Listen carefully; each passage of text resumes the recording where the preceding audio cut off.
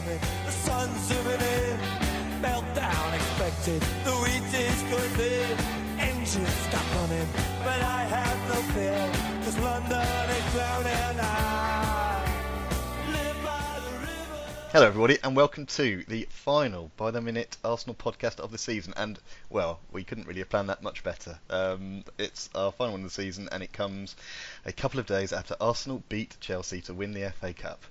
I repeat, Arsenal beat Chelsea to win the FA Cup, a result that, let's be frank, not many of us expected, but we are delighted that it happened, and I think this is going to be a bit of a fun pod. We will also be doing a sort of end-of-season review thing, which may not perhaps have quite the same joy to it, but at least we've got the FA Cup for the 13th time in our metaphorical back pockets. Glad to say we're all here again, so I am Matt H, with me is Matt V. Hello, Matt. Evening. I think our first podcast of the season was after the loss and started on a pretty negative turn, but to finish on the most positive of notes is definitely very welcome. It's fantastic, isn't it? And evening also to Pete. Hello, Matt, and yes, it's been a thoroughly agreeable weekend. It really has, hasn't it? Well, let's get to it then. As I mentioned, I think last week, there is only one game to review, but it's the FA Cup final where we beat Chelsea. I mean, I don't really know to start with this. Pete and I were lucky enough to be there, so we've got that sort of aspect to it. And it did occur to me at some point during the game, hang on, I'm supposed to be making notes, that's what I normally do when I'm watching a game, but it wasn't really that kind of game. The atmosphere was fantastic, our seats were fantastic, not that that matters to anyone else. Not that anyone did much sitting. Let's start with the team news at least. So the big news really, I suppose, was Ospina starting in goal, and obviously the bits and pieces we had to cobble together in defence. Matt, any thoughts about the Ospina news or any other aspect? Yeah, that was pretty bold. I know Ospina's, we usually go with the cup keeper route, but I thought because it looks pretty certain he's leaving in the summer, and how secure we've looked with checking goal behind the back three recently, I thought we probably would have stuck with that. But one of a couple of bold calls that Wenger made, and I guess looking back, all you can say is it worked. It certainly did. I mean, we'll come on to the blame, for want of a better word, for Chelsea's goal, which I think slightly unfairly has been aimed at Ospina, but we'll come to that later on. Pete, any thoughts on particularly the Mertesacker issue then? The fact that he had never played in a back three in his life before this game, and had not started a game for, I think it was 392 games, and came in, was captain, and put in a captain's performance. Yeah, well, he really had to be there, didn't he? We didn't have any other choice, and he must, although he's never played in a back three before, I imagine he has been doing it in training, don't you think? I would hope so, yes. So I don't think that would have been too much for worry, actually. And on the day, he was magnificent, was he not? And I thought when we first saw the team, I know we all struggled to think, well, hang on, is this a back three or a back four? But plainly he did think, I'm not changing to a back four now, I'm going to stick with it. He'd managed to find three people who could play central defence, and they were all marvellous. They were. I mean, we should all say now the whole team were pretty marvellous. We can talk about some of the individual performances later on, but let's start with the first 5 minutes, in particularly the goal. Now we've talked all season, it seems, on odd weeks, about Arsenal conceding early goals, whether it's first half, second half, or whatever. Well, this time the boot was somewhat on the other foot, and the other hand possibly as well. Now in the ground, it was obviously less clear what was going on, particularly as it was happening the other end from us. All we did was go mad when the goal was confirmed. But obviously, with the benefit of hindsight, we've seen the call for. There's two calls to discuss there, isn't there? There's handball, and was Ramsey. Well, not whether he was offside. That's not in dispute, but whether he was interfering with play. Matt, any thoughts? I mean, obviously, this is all under the auspice of we don't care, but any thoughts on those particular issues, particularly, of course, if you were watching at the time, and what went through your head?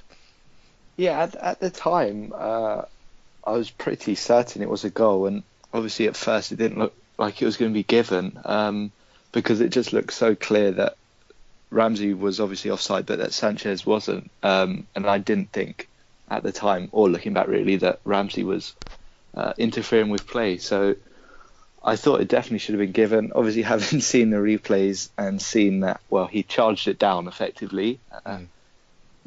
Maybe if it was the other way around, I'd be quite annoyed. But as you said, don't particularly care as this happened our way, and it was sort of an early goal. That was exactly what we needed to just sort of settle us down and to assert our dominance early on. And I guess Sanchez was really the only one who played to the whistle. The Chelsea defence seemed to just stop, and he got his reward for it. Yeah, I mean Chelsea were a bit dozy for the whole of the first half, I thought. Now, whether there was some more pressure on them because of the double thing, maybe they were tired, maybe they had a couple of weeks off effectively, and that that was a problem for them, because of course we made chance after chance after that. But Pete, before we go any further into that, your thoughts on the goal? Obviously, you had almost exactly the same view I did, but with benefit of hindsight, any particular comments on it? Well, I loved the fact that it was a bit controversial. I think it just makes it even better, personally. And I didn't actually see it. I've watched it quite a few times now, obviously, but at the time I didn't see it, mainly because I was looking at the linesman with his flag up when it went in, and so I had completely assumed it wouldn't be given. And I would to have some sympathy for Chelsea. I suspect that if you do see a flag go up, that's when you probably stop playing. And as it was up quite a bit in advance, then it may have affected them a little bit. But oh dear, how sad. Well, exactly. Our hearts bleed. Play to the whistle is the basic rule, and they should have known that. For me, I think both are a little bit dodgy. Actually, I think the handball is a bit dodgy. I don't think his hands are in a particularly natural position, and I do tend to ever so slightly on the side that Ramsey, given the position he was in, he didn't get his hands up and look like he was out of the way. He only really turned away from it at the last second. Although conversely, that when I saw the flag up, and more to the point, when I saw the referee walking over, I thought this could well be a goal, because the referee's going to be looking for a reason not to give it, and if he's not convinced by the linesman's explanation, then he's going to give it, and much to our relief and immense joy, he did. But the whole of the first half then, as I've alluded to just now, Arsenal, let's be frank, let's be honest about it, were by far the better team. Chance after chance started coming our way, along with fantastic defensive work. I don't know if you've seen, there's a great clip, it's only about 15 minutes into the game, where all three of the Arsenal central defenders as one go to block a shot from, I can't remember who it is. It's fantastic. Matt, what about that whole first half? It was almost unbelievable. Yeah, I couldn't believe how good we were. Our intensity was there. We just sort of rushed them, and their defence, which has been solid throughout the season, we were just cutting through it time and time again. I don't think it would have flattered us if it was 3-0 at half time. We were so dominant. I guess you thought we could regret those chances. Cahill cleared a couple off the line. There was one where Welbeck headed it against the post, and Ramsey then chested it back into the post. It was just, for a team who, I think with the back three, we've looked solid defensively, but at times we've maybe struggled for fluency going forward. It just all clicked so perfectly. All our players turned up. And yeah, that first half really could have been any score, and the game probably should have been put to bed. It should, which is just a ridiculous thing to say, given the sort of the way both teams have played their league seasons. Well, let's move into the second half then. Now, Chelsea seem to get themselves organised a bit. They seem to have a lot more of the ball in the first sort of 15 minutes of that second half. But then they got a yellow card. Sorry, they got a yellow card and then a red card. Victor Moses. Now, we again were the wrong end to see this particularly close up, but there seems to be a lot less doubt about this. The Moses dive, having seen it repeatedly now, it's a dive, and it's right, and the ref's in a great position. I don't think there's any complaints about this. In fact, Chelsea fans that we met on the tube on the way home didn't have any complaints about it, so that tells you it must be pretty good. What a stupid thing to do when your team are on the way up a little bit, and then you do that. Pete, what about that for that made us feel quite confident, didn't it, to say the least? It did, yes, and it was utterly hilarious, and when you think the ref's going to give a penalty just at the wrong point in the game, and he turns around and sends someone off instead, it's a marvellous feeling, and very, very pleased. Anthony Taylor will live long in my memory. One of the best referees I know, and I look forward to seeing him next season. That's what, I'm not even sure Mrs. Taylor would say. Just saying, as long as but I take the point you're getting at. Matt, yeah, this is another heart in mouth moment, isn't it? When the whistle goes in the box, were you worried for that split second? I did fear the worst, definitely. I guess there's from the TV camera angle, you just see him running towards the goal, and you're not sure whose legs he's tangled with, and then you hear the whistle blown. For a split second, you don't know what's going to happen, but. So Anthony Taylor, with a heroic display of bravery, definitely the right call, and sent them off. And from that moment onwards, I think I was even more confident than I was before. It just seemed such a stupid thing to do, as you said, because they were on top. He didn't need to do it, and especially when he hadn't been booked that long ago, got exactly what he deserved. Yeah, absolutely. It was the first. I mean, that was obviously the second card is stupid. The first card was pretty stupid. Again, having watched the highlights later on, it was a nothing kind of challenge in a nothing area. It was a yellow card. He didn't need to make that tackle the way he did. So, yeah, it was a bad few minutes for him. Those two bookings came within sort of 11 minutes of each other. So 68 minutes gone, he gets sent off.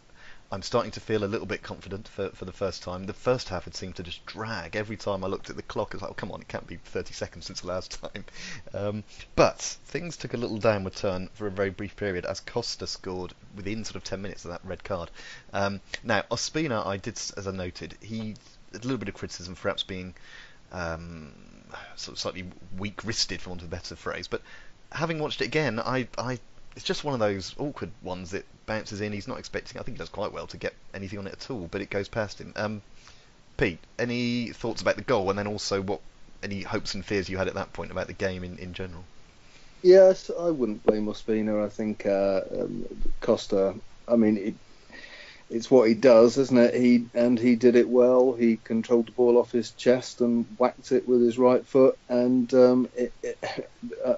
it looks like it also was to some extent blocked by either Holding or Mertesacker, and it took an awkward bounce, didn't it, and went in the direction it probably wouldn't have normally gone in, and he didn't get there, but I don't think there was a lot of blame attributable to him in that.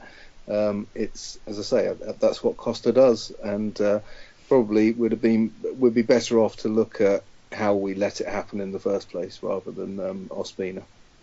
Yeah, Matt, what were your thoughts with that when that goal went in? I was thinking we were well on our way to the most difficult Arsenal performance ever. Having been so dominant, and then seeing Chelsea go down to 10 men, to then concede was I wouldn't say I was particularly down, because I just felt we'd been playing so well that we still had it in us to come back. But I agree with you two that I don't think I'd blame Spina really. It sort of bobbled after the deflection.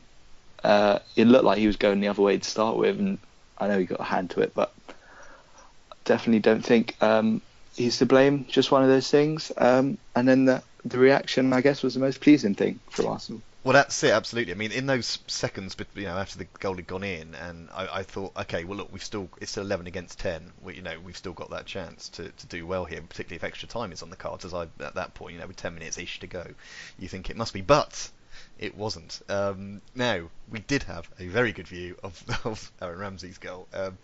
So obviously, Arsenal pretty much from the kickoff. Giroud came on. The ball was played to him. He cut it back. I don't know if he knew if Ramsey was there or just assumed he was going to be there, as he had been most of the day. And it was one of those crosses where you just had long enough to say, he's going to do this. He's just going to put his head on it, and it's done. And thank the Lord, it's exactly what he did. The place went mad, as you can imagine.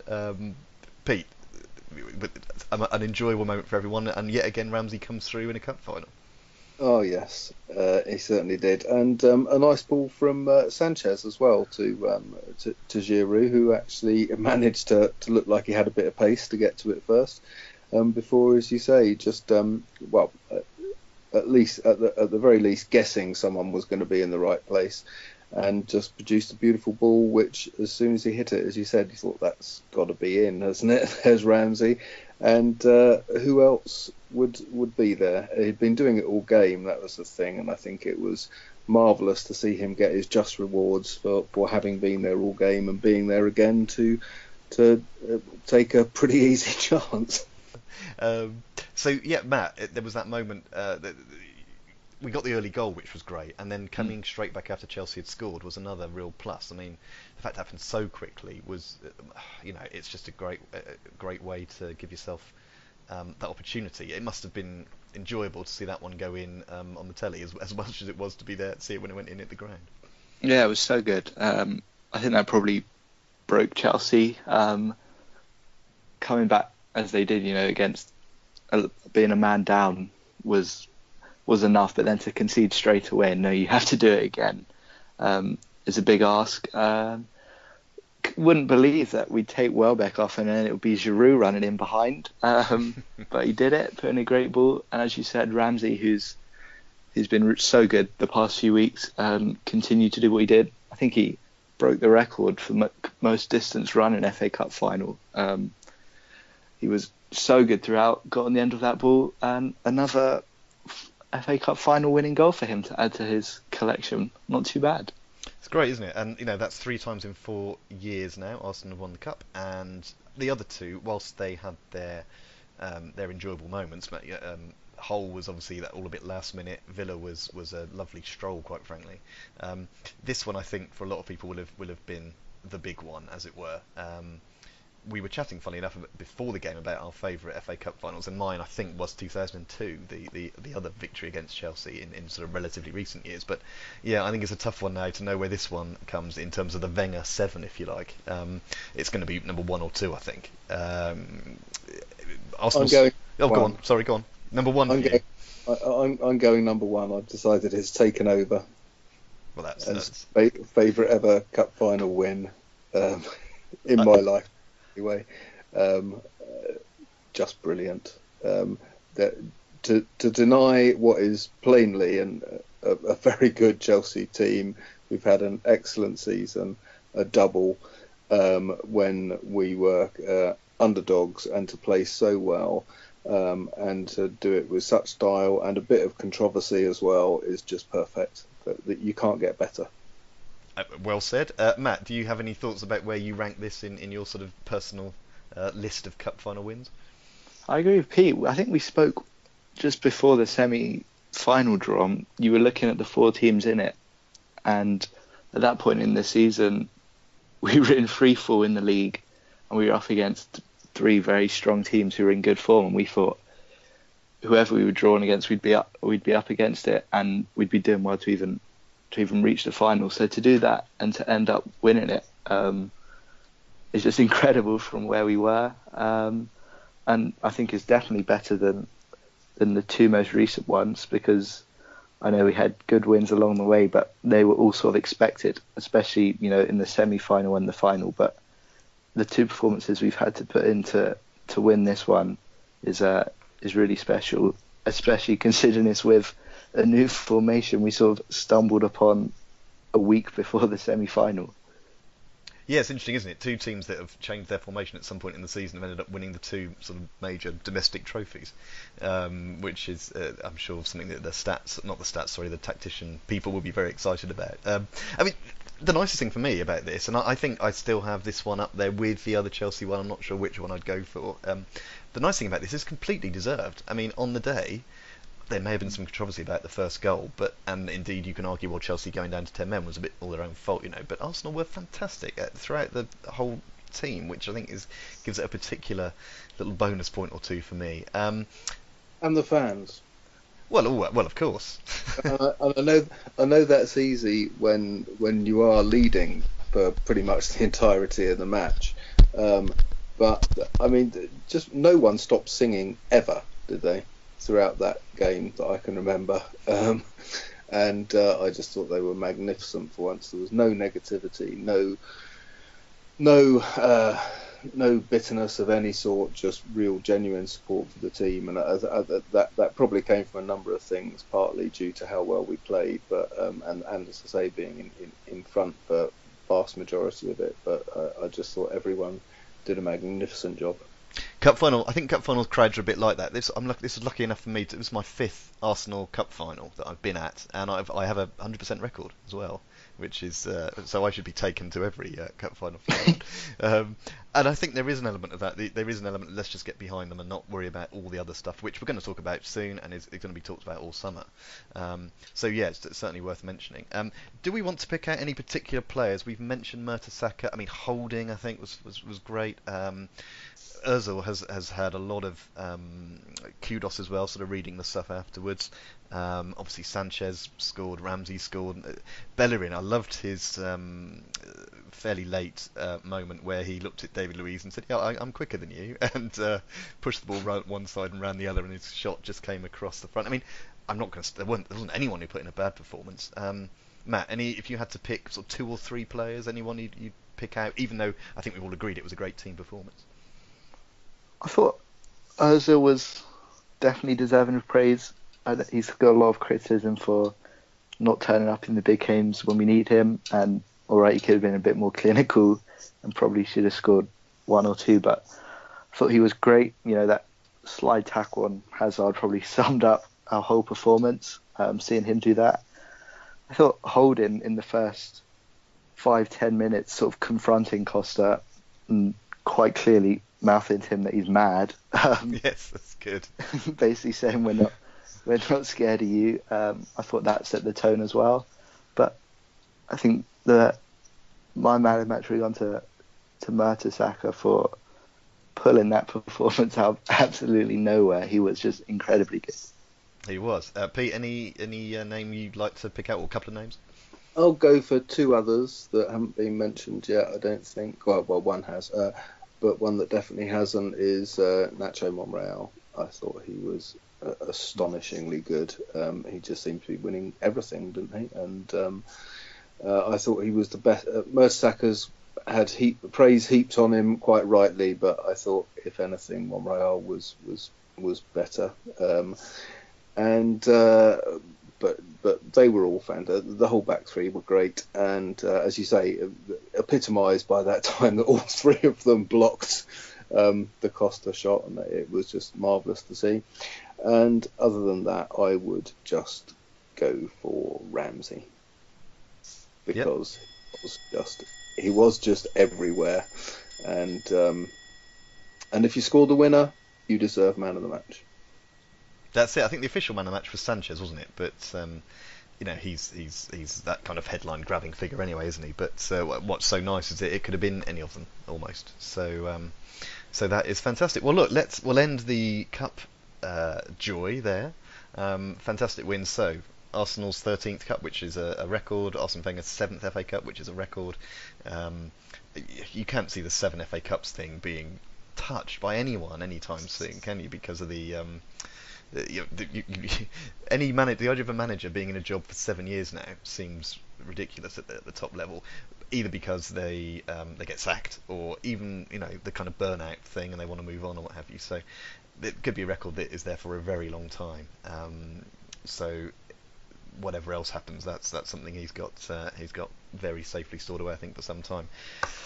Right, let's move on then to a season review. Now, we're not going to go into great depth, I don't think, here, but I thought we could sort of look at a couple of different areas. We'll come to the manager stuff later on, but thinking of the whole season as review, I thought, and I haven't warned you about this, so I probably should have done, but if there's a player or two you think who has played very well and deserves note, or a player or two who's been a disappointment, if there's anyone who should be gone, or anyone who should be, having a bit more opportunity next season, I suppose another way of putting it was, how many changes do you think we need to make in order to be competitive at the top end of the league next year? Because we were, a lot of points off the title this time. So yeah, it's sort of a bit of a free for all for the moment on sort of players, good, bad, and indifferent. Matt, do you want to kick us off there? I mean, I think Wenger said he'd only be looking for one or two, but I think we'd need that alone just to replace Sanchez if he goes. And obviously, a lot depends on whether Ozil or Sanchez do go as to who we need to bring in. But I think there's going to be a lot of attention on sort of the fringe players who we've had for a while, who maybe now's the time that they're going to move on, especially if we are sticking with this formation, or even if we aren't. Theo Walcott hasn't had any chances really with three at the back because he sort of doesn't really fit the two attacking roles that Ozil and Sanchez have been. He obviously can't be a wing back, and we've moved on from the idea of him as a striker. So I think his position, maybe, it seems quite likely that likes of Ospina, Gibbs, obviously Debussy, that they'll be moving on. So with that sort of squad depth that we've relied on, I think there need to be a fair few transfers coming in. And then there are sort of the main big issues that we haven't really ever addressed in the past few years. A striker, especially if Sanchez goes. I don't think we can really rely on Cazorla anymore. I feel like his injury problems are serious enough that we can't sort of build our midfield or build our team around him. And Ramsey and Xhaka have been brilliant together and sort of deserve to keep their places, I imagine. But I think we probably need another central midfielder too. So I imagine it'll be a reasonably busy summer, but I imagine as much of the attention will be on players we get rid of, as opposed to just the ones we bring in. Well, it's interesting, and this was made.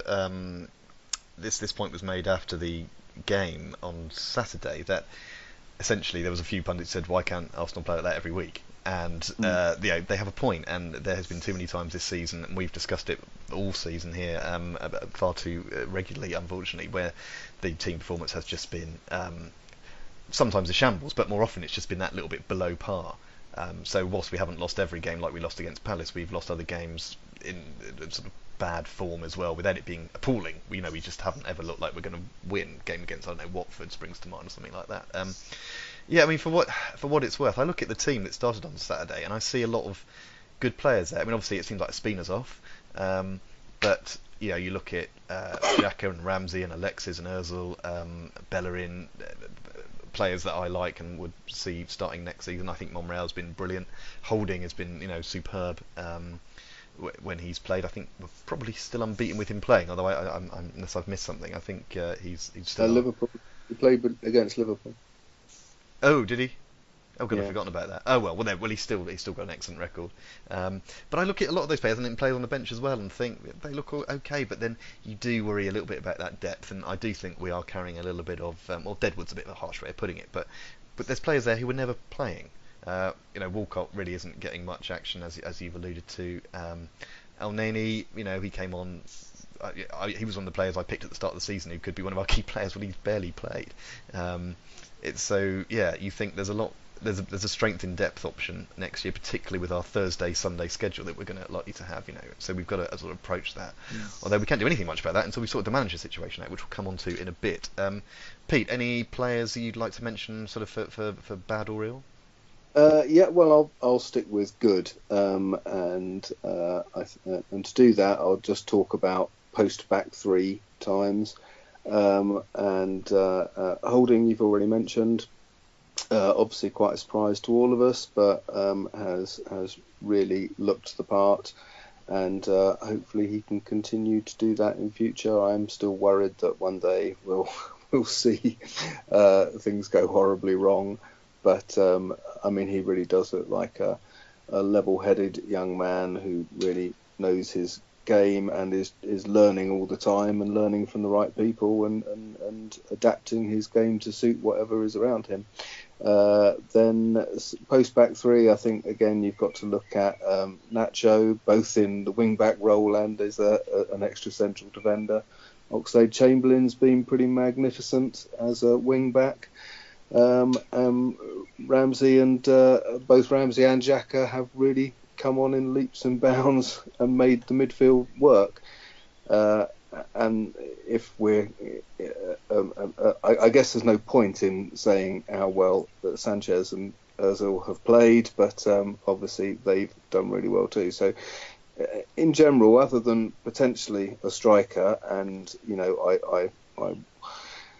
I wonder whether Danny Welbeck will suddenly turn it or be available next season to be what we needed him to be this season, and he wasn't there for. I think that's probably the main area that one would look to strengthen if we're sticking with the same approach. Yeah, it'd be interesting. I suppose that question of areas that we strengthened is an interesting one. So we'll have to see what we think. I mean, in a way, we could have been doing this preview in a week's time. This pod in a week's time, because then we could have heard a bit more about the manager, perhaps. But I don't think any of us wanted to wait a week to do the pod after the FA Cup victory. Before we come to the manager, though, just one question that springs to mind. And there's a lot of ways I could ask this, but I'll come out with one way that sort of leaves a bit of you to sort of fill in the blanks. But are we going to take the Europa League seriously, or indeed should we take the Europa League seriously? Let's do that. Should we take the Europa League seriously, given the effect that might have on any title or top four challenge? Pete, do you want to start with that one? I think we should just enjoy it more than anything else, and I think we will. And the last time we were in it, we had fun, and so let's have some fun again. Let's not try and try not to be negative about it. Yeah, it won't be. It will be annoying to be the only one of the top six playing Europa League rather than Champions League, but I think we should enjoy it. I think we will be able to give it. To give other players a run out in those certainly in the earlier games, and I think that's how we should. I don't think that's not taking it seriously. I think that's just using the opportunity, the fact that those earlier games will be a lot easier, to give other players some good experience and some enjoyment, and see if we can get the best out of them there to make a claim for spots in the first team squad later in the season.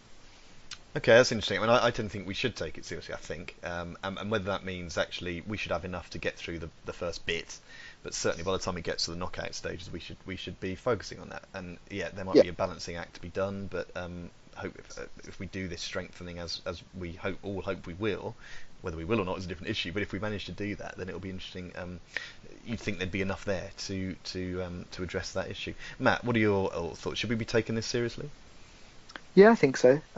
I saw someone on Twitter suggest we should throw the league and completely take seriously the Europa League because it's our best chance of top four. I think that's maybe a bit too far, but I think we should have a squad strong enough to be able to put up a challenge in both. I guess so much depends on the draw. I mean, ideally we draw Aberdeen, Shamrock Rovers and Bruges, but we could end up anywhere in the depths of Europe, so who knows? I think in the earlier rounds, as Pete said, whatever team we put out, we should have enough to get through. But I think it's a winnable competition for us, and for that reason, I think we should definitely try and win it. However seriously that means we have to take it. Yeah, it'd be lovely if we can push for both things. I mean, obviously there's going to be a load of stuff happens between now and then, so we'll have to see the way things go. But it would be lovely to have that squad, and you think, yes, we can change a few players around, deal with injuries, deal with suspensions, and challenge appropriately. Yeah, we're not fooling anyone. There should be a weaker level of team in this, but you're not talking, you're talking second tier. You're not talking, fifth tier kind of thing. There's still going to be good teams in here, but absolutely, I think a trophy a season will go down very nicely, whichever one it is. Right. Okay, there's one big question that we haven't got to yet, which we will now have a look at. Although it seems decisions have already been made. The buzz around the place is that there was talk of this board meeting taking place this week immediately after the cup final, but there already seems to be the sort of news coming through in a very unofficial sense that Wenger will be signing an extension, possibly 2 years, to his contract. Now, I happen to think whether we think it's good or bad that he's staying, and we'll come on to that. we could do something we haven't done, I don't think, for a long time. And actually, this transfer work we've been talking about, do it early. I mean, Man City have already started, for example. If we make the decision about the manager, whether people like it or not, I hope that they then say, right, we're gonna get some signings by July, kind of thing, if that's the way we want to do things. So 2 questions, I suppose. We'll start with you, Matt. Although one of these I appreciate is only very much a guess. Do you think he is going to stay, given particularly the sort of latest news and of course what happened at the weekend? And do you think he should stay? I do think he will stay. I felt for a period there was a chance he might not, because I do feel there is division within the board, and there's a certain degree of, I feel, disappointment on his part about how he's sort of been left to face up to everything, and the board have just been so silent and left him to it. I feel he's right to be aggrieved by that. And there's probably also an extent now to where he almost has to sign, because the replacing him is such a big job. That's not something we can just do now, having had no warning. I don't think any of us really would trust the people on the board to be able to do that decision by themselves from what we've seen of them so far. So I think it's almost certain that he will stay. Do I think he should stay? No, I don't. I wouldn't have offered him a new contract. I just feel, I know we've looked different with 3 at the back, but I feel regardless of the formation, we come to this point of the season every year where we finish strongly and we're filled with hope for the new year. I think I read Arsenal have lost one of their last 23 in May. We seem capable of always turning it on at the end of the season, but I just don't think enough's changed. I think we'll still be in a position where we're going into big games and we're going into games just with the same tactics, the same mentality, and just hoping that will be enough to get us through. And I just felt the players, definitely around March and February, the players looked lost. I don't know if that was due to the lack of clarity or just they weren't really. They didn't seem to be able to perform under Wenger anymore. I know that that's changed to an extent now, but yeah, I think we needed more serious change. And it looks like if Wenger stays and the board are mainly staying, then I don't think enough's changed. I think we'll probably still have the same problems going forward. Yeah, I agree with pretty much all of that personally. Very eloquently put. I think that's exactly the issue. I think things look a bit rosier at the moment because of recent events, but I tend to agree. It's a slightly groundhoggy day feeling to the season. Don't do very well in the league, squeeze into the top 4 or just outside on this occasion, and then win a cup. It's been the pattern for 3 of the last 4 years, which I'm not complaining about that, but I think absolutely the point about the changing is very interesting. I mean, I was chatting to one of the other guys we were with at the final on Saturday before we went in. I hadn't seen him for a while, so we were catching up, and I asked him what he thought about the management situation, and he and I sort of agreed that if you don't change things, then fair enough. But then if things go badly wrong in August, September, it's going to be poisonous at every home game. And that would be my concern. If he stays, he stays, and obviously I'll get behind him and all the rest of it. I'm sure we all will. But I just fear that you're setting yourself up for a huge fall and a huge disappointment. If he is going to stay, then I hope there's also some kind of announcement of other action. It's not just about, well, we've given him another contract, so everything's groovy. There's a thing about, this is the way we're going to do things. We're going to do things differently. I don't know what that answer is, but the point you make about the board is absolutely right as well. There's got to be some element of either support from the board or actually a reining in at times, saying he doesn't have all the power, because that's not how things work anymore. And if you look at the teams that are winning things, there's a team at the top, not just the one man, this sort of autocratic figure that we have in place now. And whilst I hope everything works very well if he does stay, which, as I say, it seems to be the case at the moment, I fear that it will be talking about things in August and September the same way as we talked about things last August and September. But let's see what happens. Pete, any thoughts in terms of he will stay, he should stay? Whether he will or not, I would just say what I've always said, that I don't think. I think he'll stay if he can. That is, if he's not put in an impossible position where he doesn't want to stay. But even then, I think he would.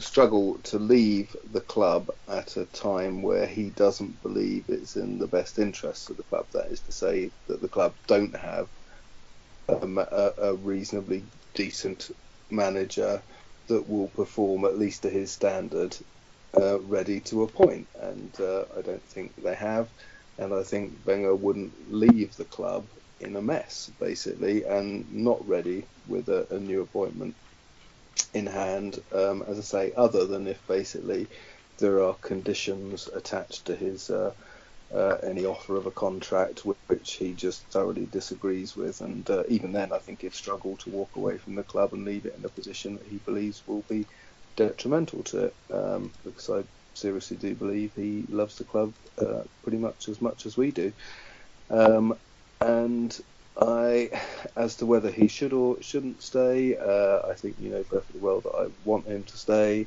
and that's for a number of reasons. More than anything, I just think he's not